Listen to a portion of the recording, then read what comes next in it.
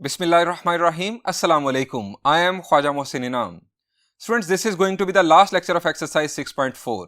इसमें हम पैराबोला की एक और मेजर एप्लीकेशन डिस्कस करने जा रहे हैं. आइए शुरू करते हैं. स्टूडेंट्स, हमारा टॉपिक है why many reflectors and receivers are parabolic in shape. आपने अक्सर लाइट रिफ्लेक्टर्स और एंटीनाज पैराबोलिक इन शेप देखे होंगे.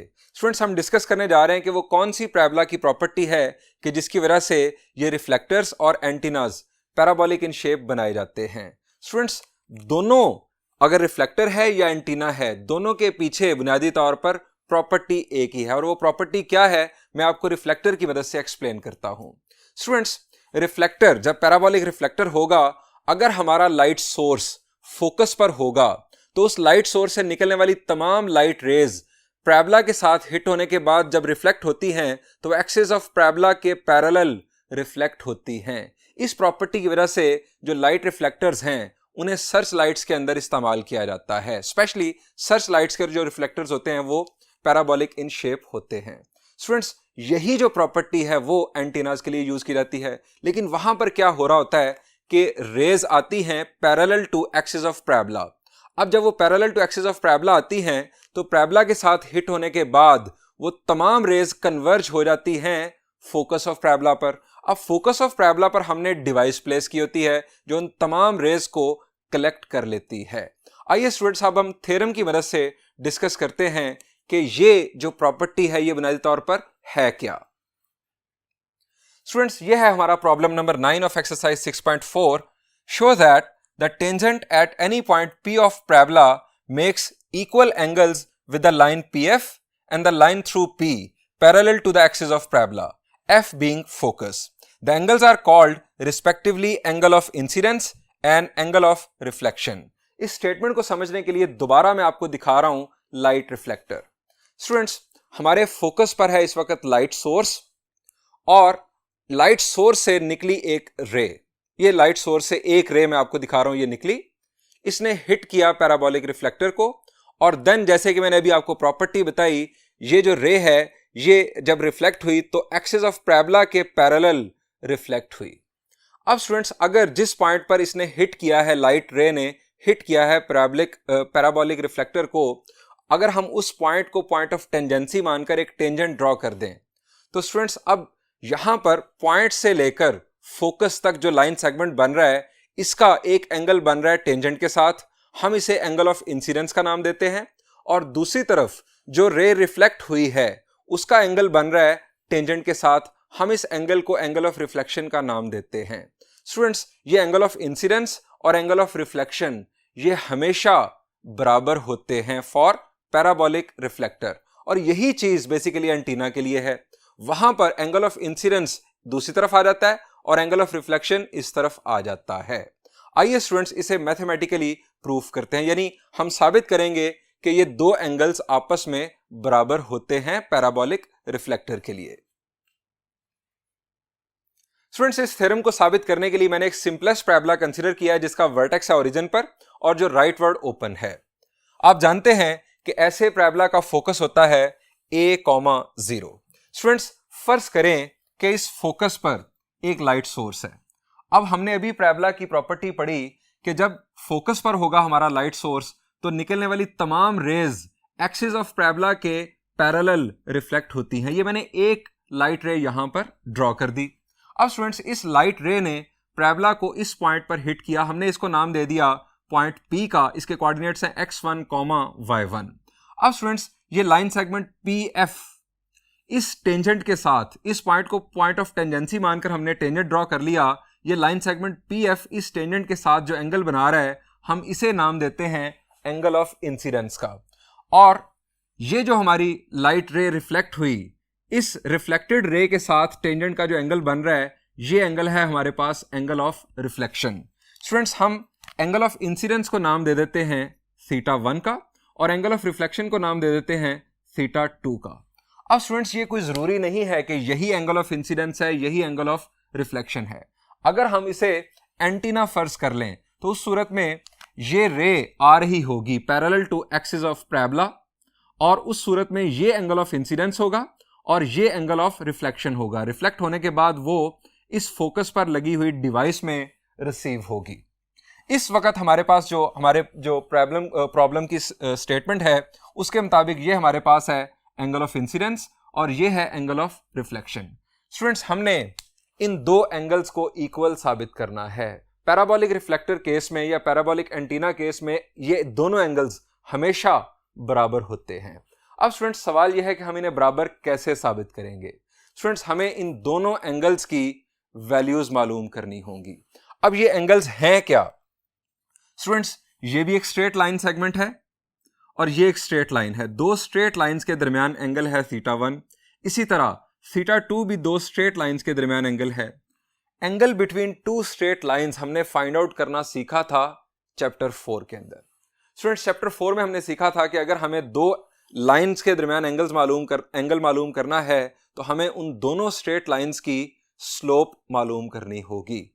आपको फॉर्मूलाज अभी मैं रिकॉल करवाता हूं जैसे जैसे मैं आगे बढ़ता हूं।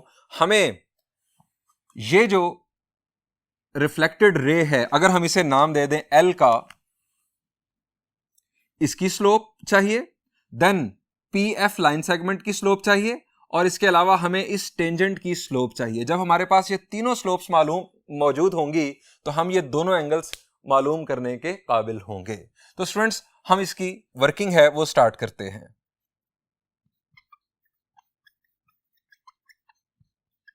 Referred to diagram we will show that θ1 is equal to θ2। हम ये साबित करेंगे, let m1 slope of line L parallel to axis of parabola। m2 student slope है, slope of line segment PF।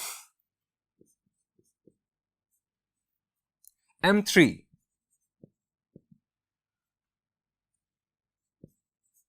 Slope of tangent through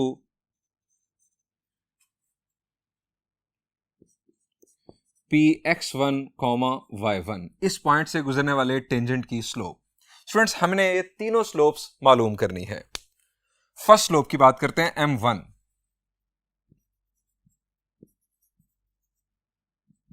ji students, इस line की slope क्या होगी? शाबाश जी, ये लाइन एक्सिस ऑफ पैराबोला के parallel है। अब एक्सिस ऑफ पैराबोला ये हॉरिजॉन्टल है तो इसकी स्लोप क्या होगी?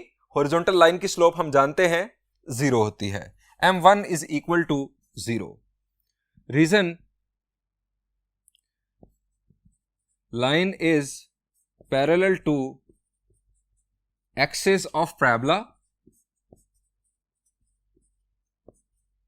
that is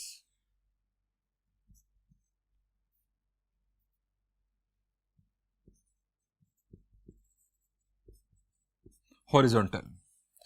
चूंकि ये जो लाइन है ये एक्सिस ऑफ पैराबोला के पैरेलल है और एक्सिस ऑफ पैराबोला इस वक्त हॉरिजॉन्टल लाइन है। अब स्टूडेंट्स, हम बात करते हैं m2 की। नेक्स्ट स्टूडेंट्स, हमने m2 मालूम करनी है। अब m2 स्लोप है इस लाइन सेगमेंट की। स्टूडेंट्स, पॉइंट P के कोऑर्डिनेट्स हैं x1, y1 और F के कोऑर्डिनेट्स हैं a, 0। जब दो एंड पॉइंट्स के कोऑर्डिनेट्स हमारे पास मौजूद हैं तो हम इस लाइन सेगमेंट की स्लोप मालूम कर सकते हैं। m2, आप जानते हैं हमारे पास स्लोप का फॉर्मूला होता है difference of ordinates divided by difference of abscissas, लेकिन हमें ऑर्डर सेम रखना होता है। हमने y1 पहले लिखा तो यहां पर x1 पहले लिखा, y1 over x1 minus a। अब स्टूडेंट्स, m3 हमारे पास स्लोप है इस टेंजेंट की। अब टेंजेंट की स्लोप हम कैसे मालूम करते हैं? शाबाश, ये हम पहले सीख चुके हैं। हम डिफरेंशिएट करते हैं कर्व की इक्वेशन को। हम यहां लिखेंगे to find m3 we will differentiate the equation of parabola with respect to x. हमारे पास इक्वेशन ऑफ पैराबोला है y square is equal to 4ax. Rightward open parabola जिसका वर्टेक्स ओरिजिन पर हो, आप जानते हैं उसकी स्टैंडर्ड इक्वेशन ये है. अब इसको डिफरेंशिएट कर रहा हूं मैं with respect to x. 2y dy by dx is equal to 4a. अब यहां से स्टूडेंट्स dy बाई dx की वैल्यू क्या आ गई? 4a divided by 2y. क्या बनेगी value? 2a divided by y. अब ये स्टूडेंट्स हमारे पास इस पैराबोला के तमाम टेंजेंट्स की जनरल स्लोप आ चुकी. अब जो टेंजेंट इस पॉइंट से पास कर रहा है, हमें अगर इस टेंजेंट की स्लोप मालूम करनी है तो हमें इस पॉइंट ऑफ टेंजेंसी के कोऑर्डिनेट्स यहां पर पुट करने होंगे. ये हमारे पास इस स्पेसिफिक टेंजेंट की स्लोप आ जाएगी.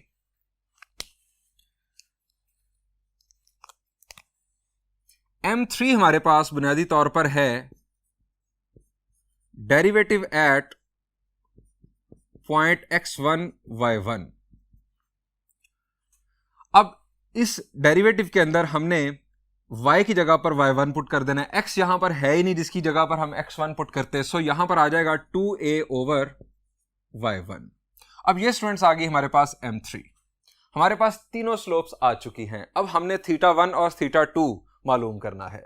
स्टूडेंट्स जरा रिकॉल करें कि हमारा जो तरीकेकार था वो क्या था दो लाइंस के दरमियान एंगल मालूम करने का. शाबाश, मैंने आपको एक ट्रिक बताया था. वो ट्रिक ये था कि आप एक एंटी क्लॉकवाइज आर्क ड्रॉ करें उन दो लाइंस के दरमियान. अब स्टूडेंट्स मैंने पहले θ1 मालूम करना है. आप एंटी क्लॉकवाइज आर्क यहां पर लगाएं. एंटी क्लॉकवाइज आर्क ये इस तरह से हमने एंटी क्लॉकवाइज आर्क लगा ली. अब स्टूडेंट्स पहले आएगी head side slope minus tail side slope. Numerator के अंदर जो मैंने फॉर्मूला आपको चैप्टर 4 में सिखाया था, मैं आपको रिकॉल करवाता हूं. नाउ वी विल फाइंड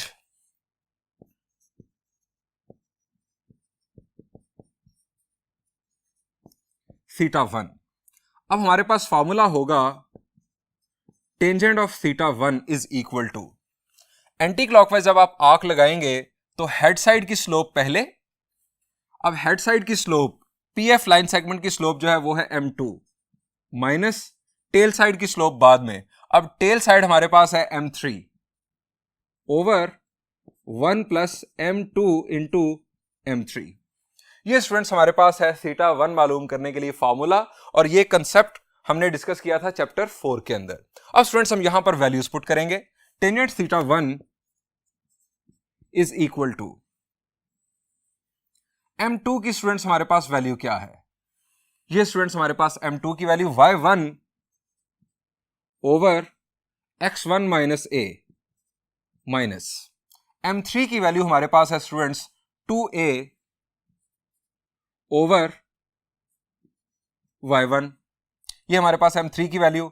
अब डिनोमिनेटर में भी हम ये वैल्यूज पुट करते हैं 1 plus y1 over x1 minus a into 2a over y1. अब स्टूडेंट्स हमें इसको सिंप्लीफाई करना है. ये स्टूडेंट्स हमने मेन फ्रैक्शन बना दी ब्लैक कलर में ताकि आपको आसानी से समझ आए. न्यूमरेटर में हमारे पास एलसीएम आ गया x1 minus a into y1. अब x1 माइनस a इसके साथ कैंसिल हुआ, y1 के साथ मल्टीप्लाई हुआ, ये आ गया y1 स्क्वायर माइनस. अब y1 के साथ कैंसिल, 2a मल्टीप्लाई होगा x1 के साथ 2a x1. अब माइनस की वजह से साइन चेंज हुआ, प्लस 2a के साथ मल्टीप्लाई हुआ, ये आ गया 2a स्क्वायर. अब आ जाएं डिनोमिनेटर में. डिनोमिनेटर में भी एलसीएम हमारे पास आ गया x1 minus a into y1. अब ये 1 है तो एज इट इज ये ऊपर आ जाएगा x1 y1 minus a y1. उसके बाद प्लस 2a y1. अब स्टूडेंट्स ये डिनोमिनेटर और ये डिनोमिनेटर दोनों हो गए cancel. Tangent theta 1 is equal to y1 square minus 2a x1 plus 2a square, और डिनोमिनेटर में x1 y1 minus ay1 plus 2ay1, यह आ गया प्लस ay1। अब स्टूडेंट्स मैं यहां पर एक ट्रिक की मदद से फर्दर सिंप्लीफिकेशन कर रहा हूं, और वो ट्रिक क्या है, हम यहां लिखेंगे since equation of parabola is y square is equal to 4ax p x1 y1 lies on parabola. ये पॉइंट ऑफ टेंजेंसी जिसे हमने बनाया था ये पैराबोला के ऊपर है, सो इसके कोऑर्डिनेट्स इस पैराबोला की इक्वेशन को सेटिस्फाई करेंगे। चूंकि ये पैराबोला का पॉइंट है, हम x की जगह पर x1 और y की जगह पर y1 पुट कर सकते हैं, x की जगह पर x1 और y की जगह पर y1। So y1 square is equal to 4ax1। अब स्टूडेंट्स y1 स्क्वायर की जगह पर मैं ये 4ax1 पुट कर रहा हूं। Tangent theta 1 is equal to 4ax1 minus 2ax1 plus 2a square x1 y1 plus a y1। Tangent theta 1 is equal to 4ax1 minus 2ax1, यह आ गया 2ax1 प्लस 2a स्क्वायर। अब डिनोमिनेटर में x1 y1 plus a y1। अब students numerator और denominator दोनों में से हमें कॉमन मिल रहा है, हम कॉमन लेंगे। Tangent theta 1 is equal to, यहां से हमें कॉमन मिला 2a x1 प्लस a, और यहां से हमें कॉमन मिला y1 x1 प्लस a, हमें यहां पर भी मिल गया फैक्टर। अब ये दोनों हो गए कैंसिल। टेंजेंट थीटा 1 हमारे पास आ गया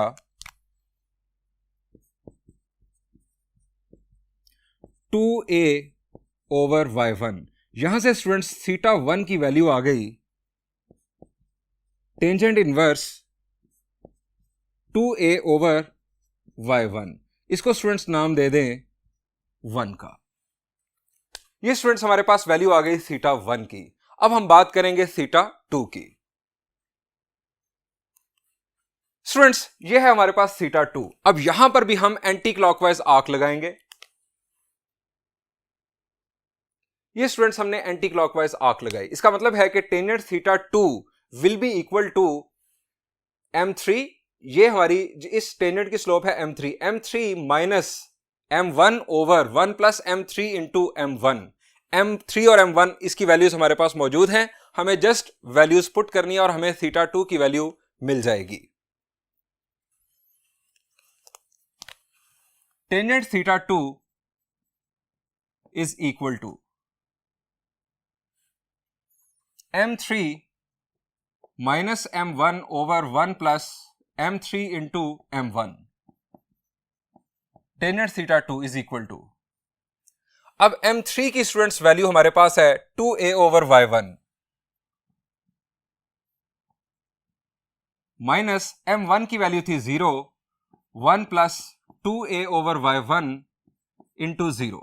अब ये तो हो गया 0, 1 plus 0 is 1। Tangent theta 2 is equal to 2a over y1। यहां से थीटा 2 की value tangent inverse 2a over y1। Students ये हमारे पास है थीटा 1 की वैल्यू, ये थीटा 1 की वैल्यू, और ये स्टूडेंट्स हमारे पास थीटा 2 की वैल्यू। आप देख सकते हैं कि दोनों वैल्यूज इक्वल हैं। By 1 and 2